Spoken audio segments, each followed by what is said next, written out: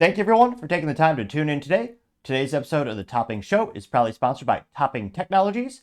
Topping Technologies is an IT value-added reseller and services company with a special proficiency IT security. Heck, I see their founder at least twice a day. Guys, he's quite handsome and brilliant. He's me, you see, that's a joke. If you're an IT leader or a business owner, you can reach out to the team at sales@toppingtechnologies.com. Also, we're still giving away a free flamethrower with every IT purchase. Yes, it does come with a fun Picatinny rail adapter, so you can mount it to any standard AR-15, like all awesome accessories can be. Go to toppingtechnologies.com and click the flamethrower button to learn more, or click the URL in the video description below.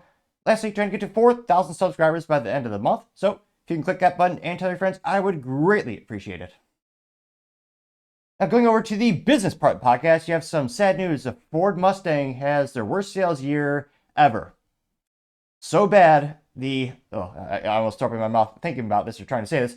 The Mustang E-Mach, the bastardized cousin that has nothing in relation to the real Mustang, they actually had better sales than the Mustang E-Mach, which is unpalatable to say the least. It's quite sad. But let's turn that around by looking at what it is, a pretty good looking Mustang.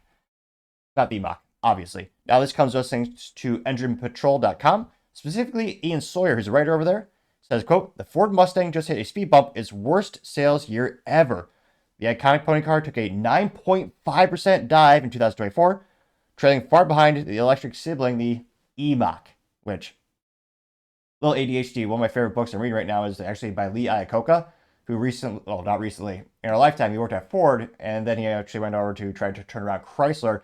When the Mustang first came out, it generated over $1 billion in profits in the 60s. It is one of the best things Ford has done in their history, right up there with the Model T. And it's sad to see it's starting to fall slowly but surely, but hopefully this is just an outlier of a sales year. Now they say, quote, "The sales figures are in. It's tough news for the Ford Mustang. The legendary pony car just saw 44,003 buyers last year, making 2024 officially the worst year in its 60-year history.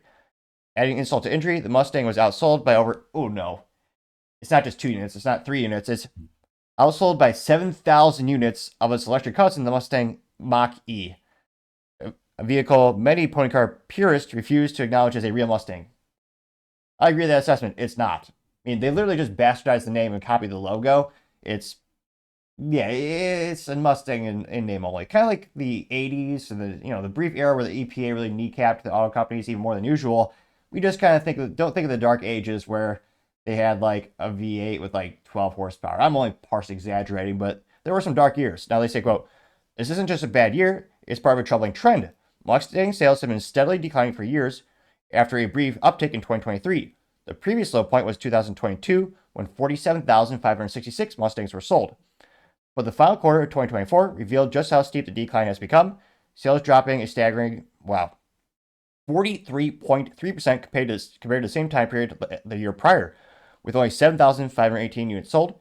To put that in perspective, it's not far off where the Chevy Camaro ended before it discontinued."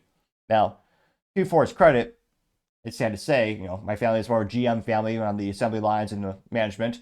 I always thought the Camaro was a little bit better looking and handled a little bit better personally, but in terms of who won the pony war, it's safe to say that, Ford won. GM killed the Camaro multiple times throughout its history, and same with Dodge, now Chrysler Stellantis. I'm sorry, this might make your eyes bleed. I'm going to scroll down and you see the Mustang E-Mach, which, yeah. They say, quote, "Meanwhile, the Mach-E is speeding ahead. The electric crossover recorded, 51,745 sales in 2024, with a particularly strong fourth quarter, moving 16,119 units, a 35.6% increase year over year," which I didn't see that coming.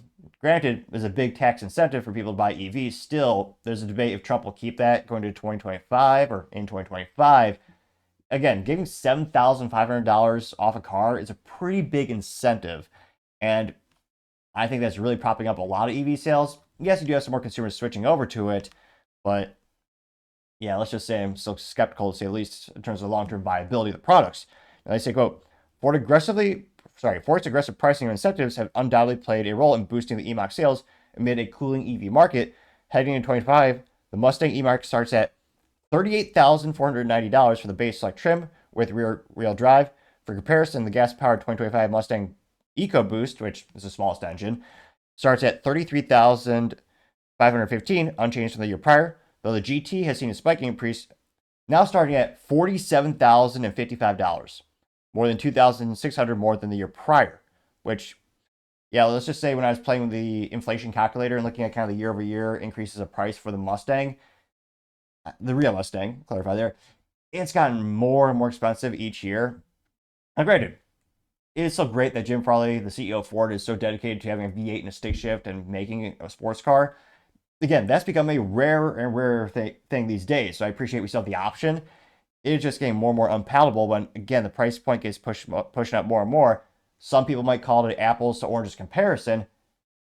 However, unless you're a enthusiast Mustang perspective buyer, you get to a certain price point. Like this says the V8 starting at or the GT Mustang starting at $47,055. I mean, you're not too. I mean, it is a stretch. Don't get me wrong, but if you're looking for a track toy, start looking at maybe a Porsche Cayman. There's a couple other options that start to kind of really pique your interest the more and more you're pushing that price point up. We'll see. I mean, Jim Farley's still pretty dedicated to the Mustang. I don't think they're going to kill it anytime soon. And again, in 2023 and 2024, especially 2024, we had a rough economy. I mean, talk to any small business owner, most of the companies that my tech company works with, they're saying it's one of the worst years in their history, fiscally speaking, for them. And a lot of people, I mean, consumers just don't buy toys when it's hard times. And, someone like me, I would have a Mustang as a daily driver if I, had a little extra jingle in my pocket. I think it could be a daily driver, but I would guess for the average Mustang purchaser, it's usually a second or third car, and in the United States especially, usually daily drive trucks or SUVs or crossovers. So you also have that. And again, you'll have that incentive, at least for the ICE engine, and you have really big interest rates as well. So if you're thinking about buying a toy, well, you don't need, well, I'm American, so I would say you need a Mustang, but, realistically, so you don't need a Mustang.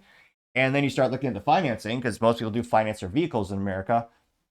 Well, I mean, a 7% interest rate, or sometimes, 7, 8, 9% interest rate, depending on your credit, that starts to get pretty unpalatable for, again, for most people, a luxury item. So, I mean, it's sad to see the Mustang decrease in sales, the real Mustang, but, I mean, it is an American icon. I think Jim Farley's pretty dedicated. I'm pretty sure it's safe and secure in its standing in the portfolio of the company. And they also do need to make these EVs because the government's kneecapping them with these, not just the EPA mandates or fleet mandates for your fuel economy, but also the tailpipe emission standards. You have to have a fleet average for that. I mean, Ford almost had to pay $1 billion fine in 2024 because they didn't hit those arbitrary numbers that the government came up with.